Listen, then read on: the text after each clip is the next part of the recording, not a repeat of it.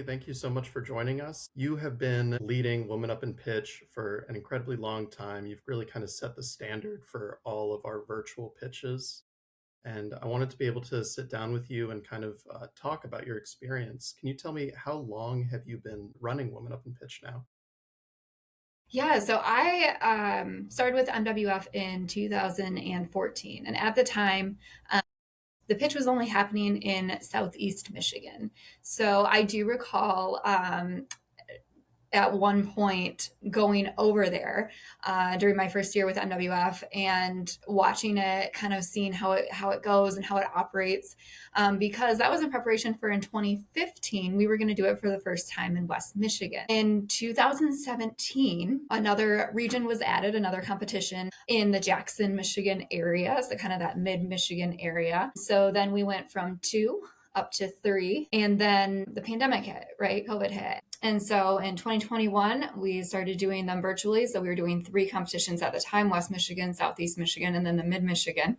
And then in 2022, we added the statewide food competition, virtual in its first year, unfortunately, because then we, had that, oh no, we want to sample. All of these sound way too good to not sample. Yeah.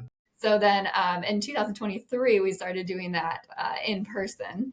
And then just last year, so that would have been 2025, we had the addition of the Bay City region competition. So it's a lot of fun. Different businesses. Each year, the pitch has a different feel to it. You have a whole new group of people, 40 to 50 new finalists. And they each bring something different and something unique. And I will say it's really fun when our workshop facilitators, who've been doing this a very long time, say to me, every year we're just like so impressed. Like the pitches get better and better and better. So, I think when you have kind of that external feedback too, that's a good thing, and you can really see how it's growing.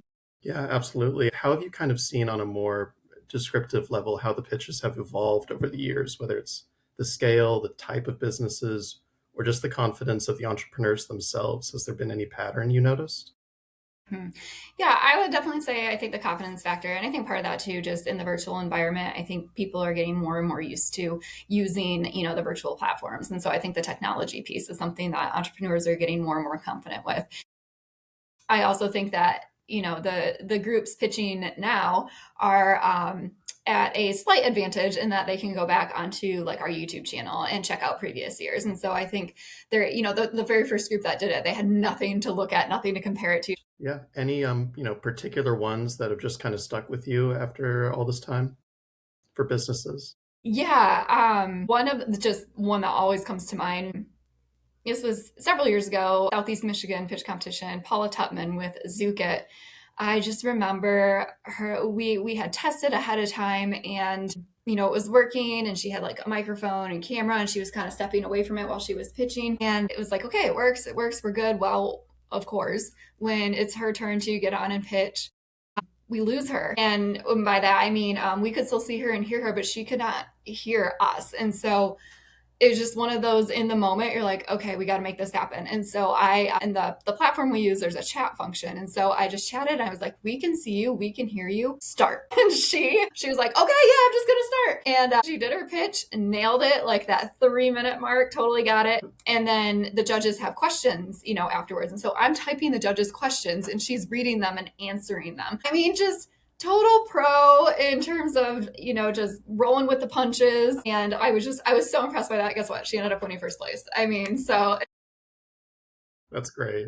that's one of those, just, unfortunately, anything can happen. And as best as we prepare, things can still happen. And so it's good when you're able, and I feel like entrepreneurs just have this ability to kind of pivot at a moment's notice and just go with the Absolutely. flow.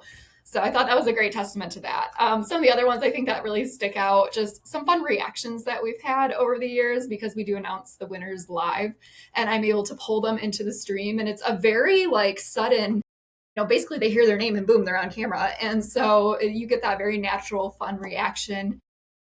Mm-hmm. And speaking of the pitches, after watching, I mean, at this point, hundreds of them, Mm-hmm. what kind of separates, in your opinion, a good pitch from a great one? I think preparation, passion, and knowing your numbers. So you can tell those that have prepared and practiced. And putting together a 3 minute pitch is not easy. It's not a lot of time. And so you need to be succinct. You need to make sure that you are incorporating everything that the judges are going to want to hear about, enough to convey your business to the judges, and really to a larger audience as well. And so you can tell those who have practiced.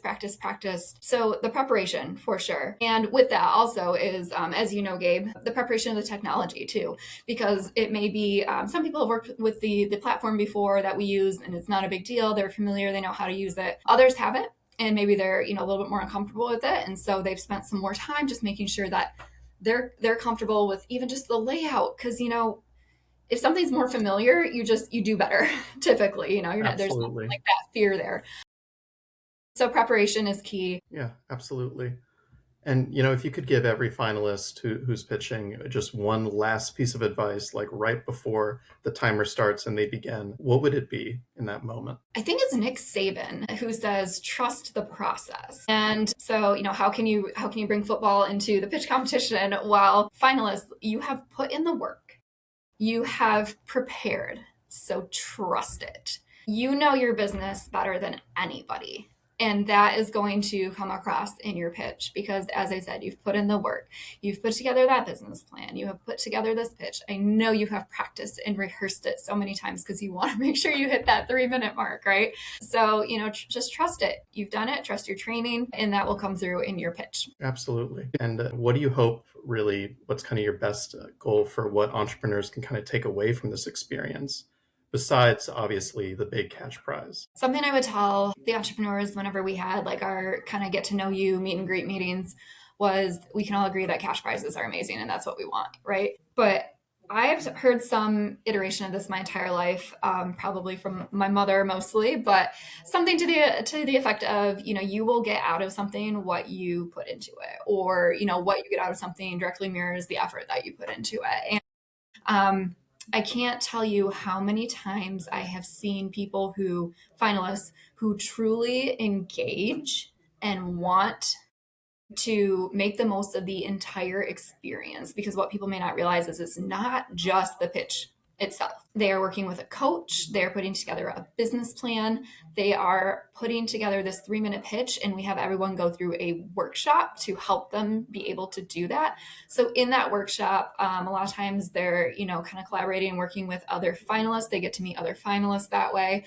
And so it's just like this whole process leading up to what the audience sees on the day of the pitch, right? And you can just show up to check a box and just kind of be there half-heartedly, or you can really take advantage of the opportunity to meet other entrepreneurs potentially in the same space as you, to interact with your coach, and so I have seen people do that. And some people have even said, I still to this day maintain contact with another finalist I met because we just totally hit it off and have been able to, just not just become friends, but like talk about business with one another. And I also know some people too have kept in contact with their coaches. To me, that's like why we do this. Yes, the money is great and that infusion of capital is fantastic, but those connections and the networks that you can form those are invaluable, really. Now, as you're kind of like taking a bit of a step back from pitch, what kind of excites you most about where Woman Up in Pitch is headed next? I think watching it grow even more. So over the last several years, we've introduced a couple more competitions with the statewide food competition, with the Bay City region, and I was still able this year to sort of track how many applications were coming in, when the applications were open back in the fall. And I think we had the most that we have ever had submitted this year. So it's clearly something that word's getting around. People are finding out about it. They're interested and they want to be a part of it. And so I think, to continue to see it grow, and with that too, it just the competition gets that much better. So it's when you have more and more businesses applying, they're kind of those applications and concept papers are like pushing each other to be better and better and better. And so I just think that's a win all around, really. Absolutely. And it can't be overstated just how much hard work you put into this, how much passion. There's an expression that I know is really common for research papers that build off one another, standing on the shoulders of giants. as they continue to grow and expand. And you absolutely have been a giant in this program, just building something really amazing from the ground up in its way. Well, Pitch thank you. Now I is on appreciate its that. Yeah, of course. And Pitch Now is on its 14th annual year, and like you said, it's amazing to imagine what it could be like on its 24th. Yeah, it's absolutely well. Again, thank you so much. We absolutely appreciate you creating all of this, setting kind of the standard for how great pitch can be, and also sharing all of your thoughts and experiences from the years past.